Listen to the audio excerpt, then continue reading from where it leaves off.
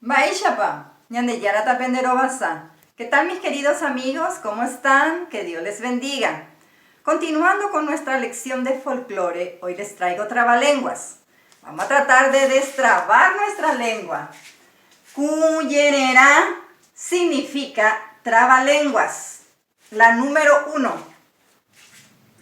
Apucapucu pepe aguapu apucapucu. La número 2. Apucape putane mitad cajata. La número 3. Ubira piru pukunu are urubu piru perona. La número 4. Upe, upe, upe o pepe, upe, upe. La número 5. Ubutu, ubatepe, ipotu, ubotu. La número 6. Ambere, oyere, yuru. Oyere, oyere, ambere. La número 7. Omopirinita, pitica, pi, imonoti. La número 8. Opepe, perere, y pepo, y pete. La número 9.